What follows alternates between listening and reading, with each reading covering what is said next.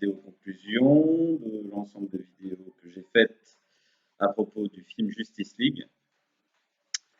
Donc, je suis parti un petit peu dans tous les sens parce qu'en fait, ce film part un petit peu dans tous les sens. Donc maintenant, je vais vous faire une conclusion sur ce que qui réunit un petit peu tout ça et puis la note que je veux donner au film.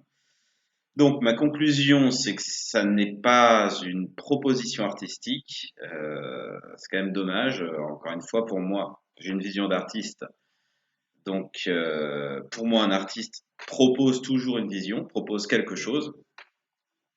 Ça peut ne pas me plaire, ça peut même être à l'inverse de ce que je pense, mais c'est ça l'intérêt de l'art, c'est de proposer des visions. Évidemment, plus les visions vont dans notre sens, euh, plus quelque part on est dans une logique univoque, comme si on avait déjà raison sur tout, ce qui est juste impossible pour personne. Donc justement, l'intérêt d'une œuvre d'art, c'est qu'elle nous dérange, c'est qu'elle nous fasse réfléchir, qu'elle nous fasse évoluer. Et donc tout l'intérêt dans le cinéma d'aujourd'hui, c'est justement d'être dérangé par des œuvres. Sinon, il n'y a aucun intérêt. Donc voilà. Donc ce film n'est pas une œuvre artistique au sens premier, comme je viens de le développer.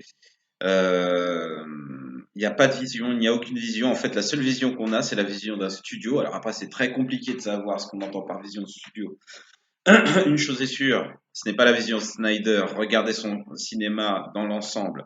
Regardez les films dont est tiré Justice League, puisque, encore une fois, je l'ai dit dans les vidéos précédemment, mais normalement, Justice League est dans un calendrier de sortie de film en accord avec ce qui s'était fait précédemment. Donc voilà, donc la vision de Snyder, regardez son cinéma. Vous pouvez ne pas aimer, il n'y a pas de problème, hein. Il y a des gens qui le rapprochent de la philosophe écrivaine américaine Ayn Rand, qui est sur une théorie de l'objectivisme. Donc peut-être qu'un jour on en parlera parce que c'est intéressant. Et bah là, plus du tout, on n'est absolument pas là-dedans. Il y avait des élans nietzschéens, bah pareil, ils ont complètement disparu. Il y avait aussi toute la partie classique chez les Américains dans leur mythologie, c'est-à-dire le self-made man, comment dire, la personne qui se fait la justice elle-même. Donc il n'y a plus rien de tout ça. Donc pour le coup, le film est signé Snyder. Euh, je vois pas la proposition artistique de Snyder. Elle n'existe pas. Donc reste qui? Reste Sario pour le scénario. Il me semble qu'il avait collaboré avec Nolan pour Man of Steel, avec Goyer pour David Goyer pour Batman Superman. Bon, j'ai du mal à vraiment savoir qui est cette personne. Je ne sais pas vraiment. Je sais plus. Je sais qu'il a fait d'autres trucs et il a été félicité pour je ne sais plus quel film. Pour quel scénario de film, je ne sais plus. Bon, bah le Sario, je ne sais pas quelle est sa vision. Je sais pas. Voilà. Une chose est sûre, ça correspond pas forcément à ce qui s'est passé avant non plus. Donc je peux pas mettre l'échec non plus du film sur ce Sario. Le dernier, Josh Whedon, et puis bon, il y en a d'autres encore, mais enfin, je vais pas tous les faire, donc voilà. Joss Whedon, qui arrive un petit peu comme un cheveu sur la soupe. Même chose, je peux même pas lui reprocher. À lui-même, sa proposition artistique. Voilà, on reconnaît un petit peu la patte Whedon, on reconnaît un petit peu la patte Snyder. Par contre, le fond de leur travail, pour moi, enfin, Whedon et Snyder ont tous les deux des visions à proposer artistiquement, et c'est en ça qu'ils sont très intéressants. Mais leur vision est complètement divergente. Enfin, rien à voir, quoi. La vision de Snyder est très politisée, très pragmatique. La vision de Whedon est beaucoup plus idéaliste, beaucoup plus émotionnelle. Donc, ça n'a rien à voir. Effectivement, forcément, ça s'annule à un moment ou à un autre. Et je peux même pas lui reprocher, le gars en soi. À la limite, je pourrais lui reprocher d'avoir accepté de terminer le projet.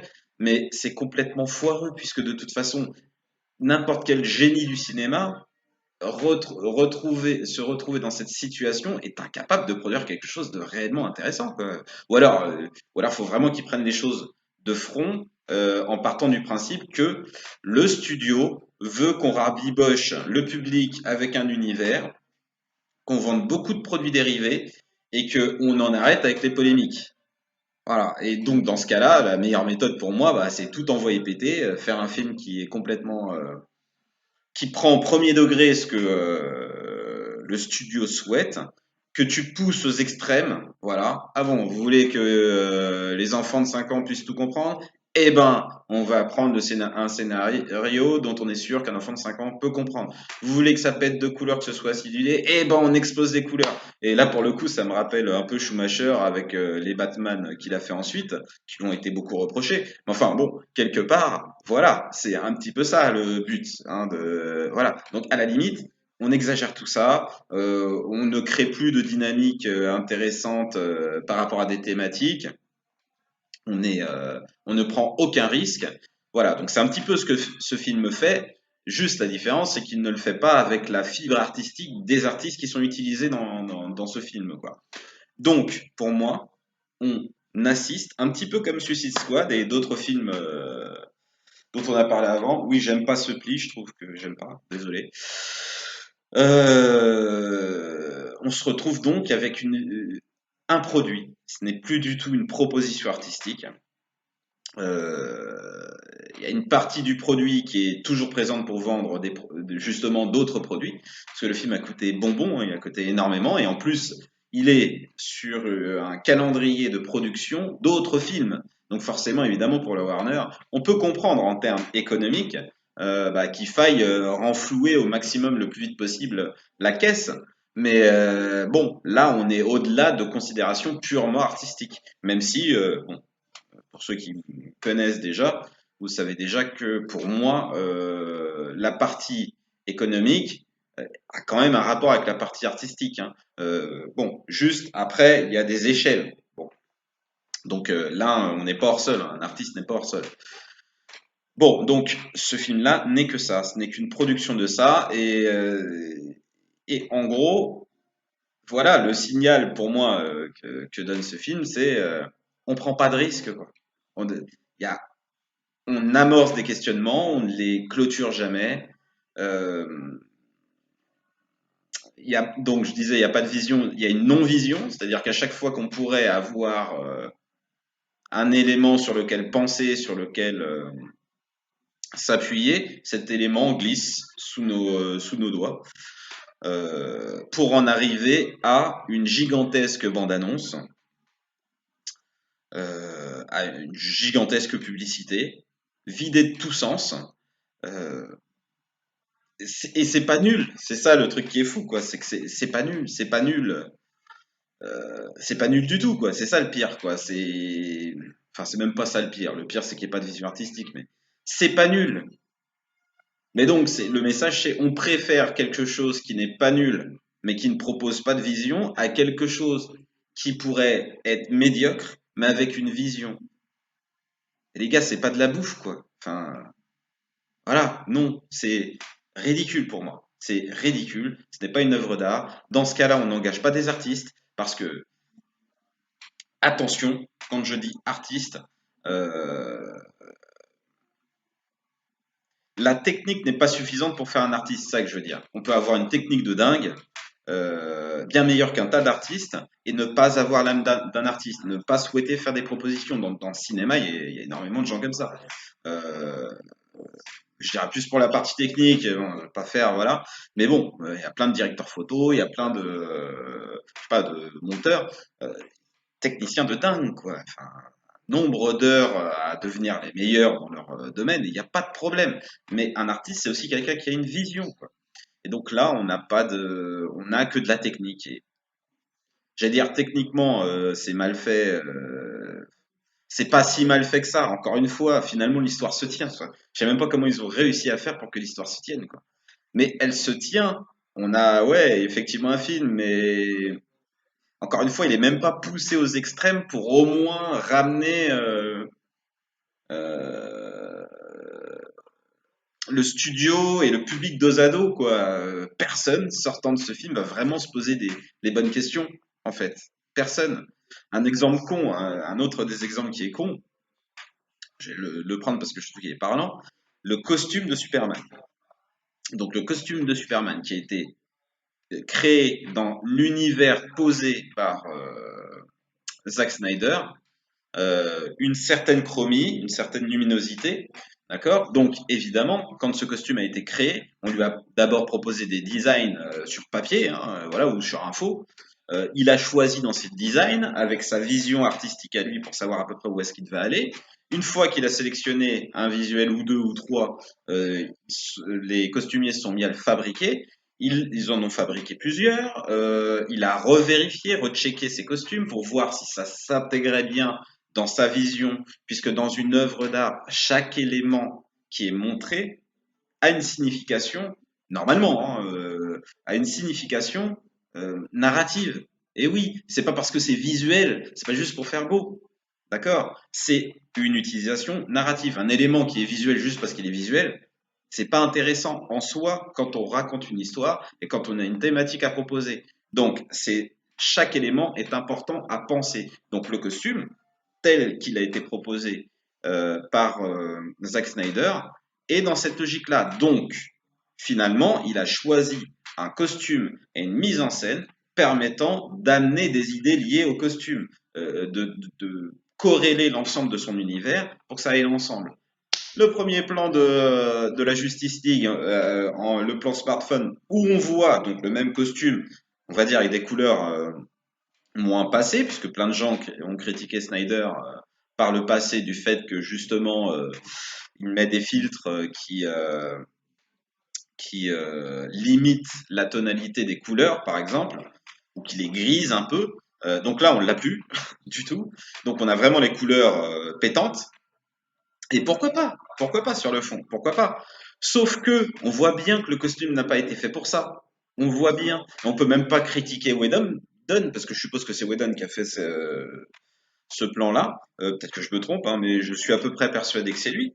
Euh, Parce que simplement, le costume n'est pas éclairé correctement, ou du moins, moi c'est comme ça que je l'appréhende. Il n'a jamais été éclairé comme ça, malgré qu'on a pu s'apercevoir dans les précédents Snyder que le costume possédait une sous-armure à l'intérieur, c'était pas hyper visible, ça restait organique en fait. Là, c'est très mécanique, on dirait un Lego presque, le costume. Parce que toutes les parties qui étaient faites pour créer en fait du relief, donc les parties plus claires pour amener le muscle à popper, et les parties plus foncées pour donner comment dire, de la profondeur permettaient justement de jouer avec le relief du personnage. Donc là, comme tout est en pleine lumière, complète, bah, on a juste l'impression que c'est un truc qui est posé sur l'épaule, enfin sous l'épaule, l'épaule du costume. Et ça ne marche plus du tout. Et j'imagine bien que Whedon a dû se poser des questions par rapport à ça, ou même Snyder a dû lui dire, ouais, mais là, c'est con parce qu'il faudrait que tu fasses tel truc. Hein. Et Whedon a dû lui dire, bah ouais, mais comment on fait, gars? Parce que là, moi, je maîtrise pas ce que toi tu maîtrises, hein, et je maîtrise d'autres choses.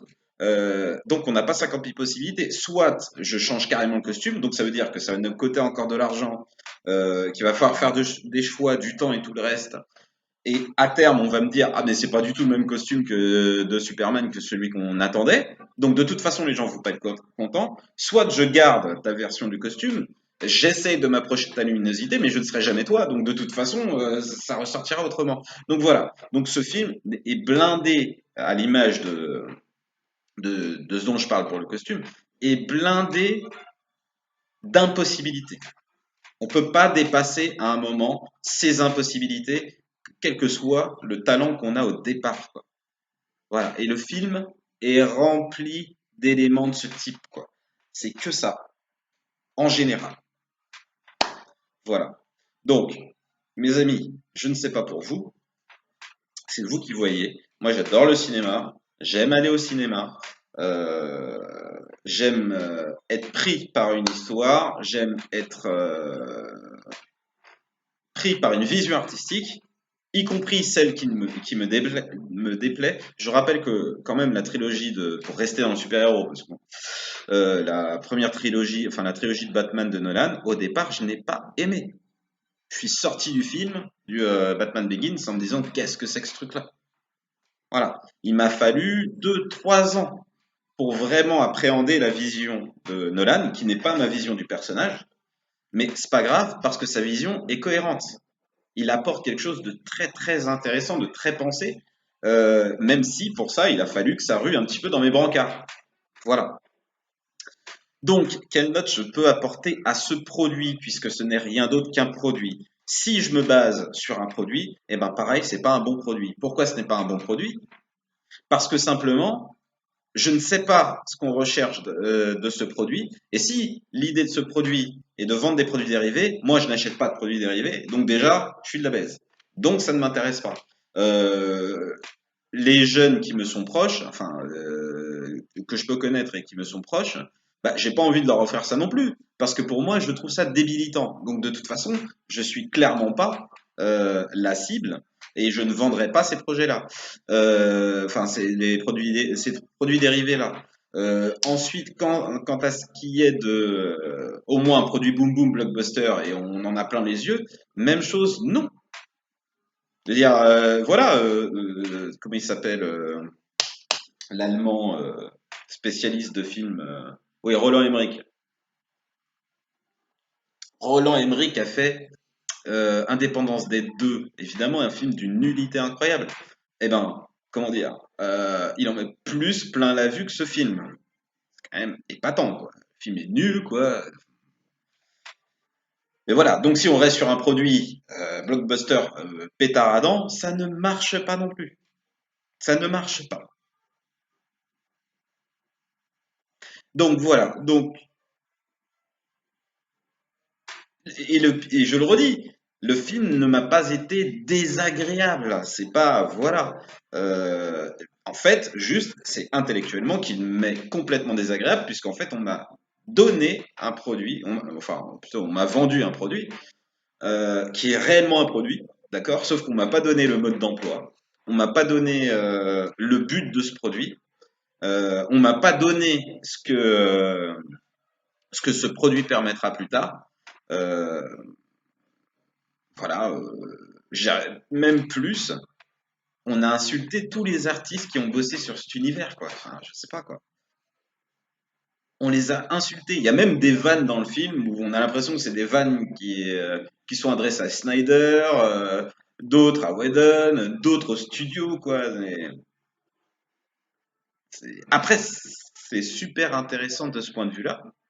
C'est super intéressant du point de vue de la production et d'où est-ce qu'on en est aujourd'hui en termes de production.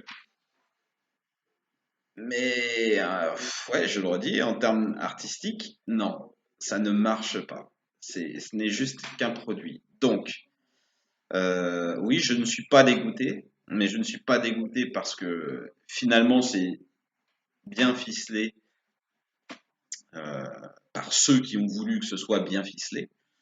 Euh, Il y a un début, un milieu, une fin. Ce que n'avait pas Batman contre Superman, du moins la version courte. Euh, Mais voilà. Moi, je l'oublierais comme j'oublierais énormément de films qui m'ont été proposés. Et puis bon, je pense que Batman Superman, il y en a plein qui ne l'ont pas oublié, même s'ils n'ont pas aimé. Voilà. Alors que celui-là, je vois pas. Donc, habituellement, je prends une notation de 6 étoiles en tant que bon vieux fan de Man Movies. D'accord? Qui, eux, notent par 6 étoiles. Je vais faire une exception parce que comment dire, je pense que beaucoup de gens vont blablater autour de ce film, et bon, la référence c'est Allociné, donc bon, on va faire Allociné. Note Allociné, halluciné. Note Allociné, bah, ce sera du 2 sur 5, grosso modo. Absolument pas à cause des artistes qui ont travaillé dessus, absolument pas à cause des acteurs, même pas tant à cause ouais, des scénaristes, voilà. Non, vraiment à cause de nous tous. C'est-à-dire nous, en tant que spectateurs qui donnons des succès incroyables à des films de merde, voilà, où on suit même pas forcément un auteur, le studio qui veut aller plus vite que la musique et qui en perd une vision de studio, d'accord? Donc c'est plus juste une vision artistique, c'est une vision stratégique sur des placements même plus économiques ou plus structurels. Et ça, pour moi, c'est plus le rôle d'un studio. Bon, voilà, pareil, complètement perdu. Je vois pas où est-ce qu'ils veulent aller. Euh, Donc en gros, c'est un paix à notre figure. Moi, j'ai de la peine pour Zack Snyder. On n'aura jamais la Justice League qu'il aura voulu montrer. On n'aura jamais sa vision de l'univers d'ici terminée. Le pauvre Josh Whedon, pareil. Voilà, je pense qu'on n'aura pas réellement sa vision à lui. Il y en a un, mon pauvre, le Henry Cavill.